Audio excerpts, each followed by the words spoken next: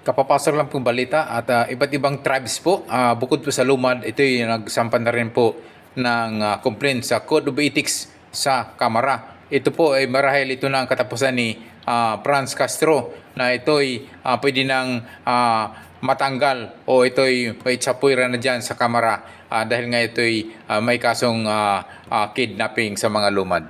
Ate pong Attorney pakinggan. Israeli Tutorion, I am here assisting the indigenous peoples po of Talaingod, no? Mga Atamonobo po sila. They are led by Dato Alan Kausing, Andigaw Agay, and Guting Dalyak Dausay, no?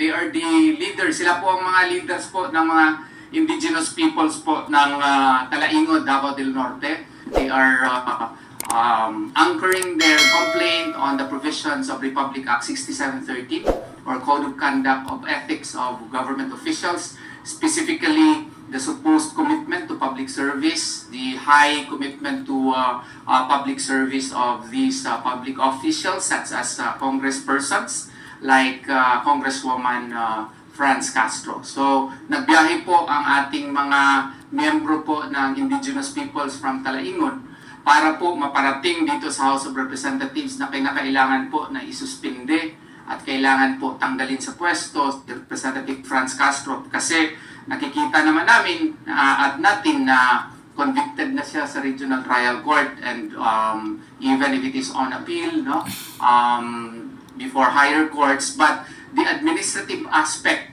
of the crimes that she committed should be likewise under investigation, and if after proper proceedings it is found that she is administratively guilty, then proper penalty such as suspension or if not expulsion from the House of Representatives. Ako po si Dato Malibato Kausing, isang ancestral domain management officer ng ancestral domain ng Atamonobo ng municipality ng Talaingod, Davao del Norte.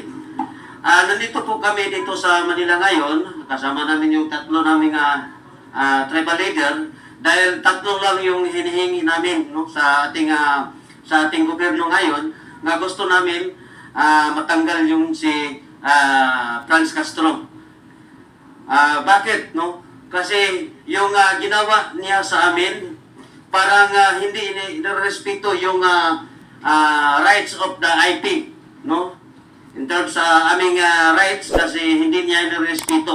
Bakit hanggang ngayon nakapagsahod pa rin sa ng tira ng bayan na sa lahat, no? So ipangalawa, parang walang respeto ng yung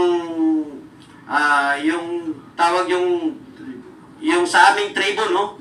Parang walang respeto bakit nandyan pa rin siya sa Kongreso.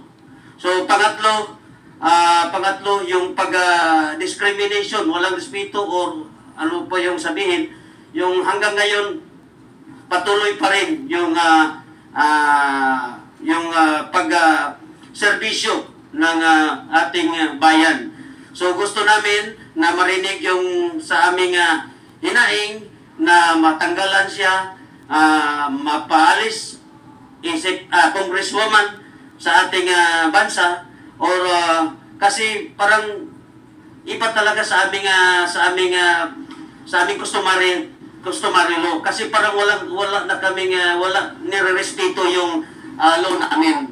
So yun nga pinag-deklara namin ng persona ng rata sa aming tribo sa Atamonobo ng lungsod ng Talaingod. Pinadeklara namin ang persona ng rata si Franz Castro. At kasi napakasakit sa amin, no, in behalf of Atamonobo ng bayan ng Talaingod, napakasakit sa amin. Convicted na siya sa pagdadala yung mga kabataan. Bakit hanggang ngayon patuloy pa rin yung nagsasahod ng kaban ng bayan?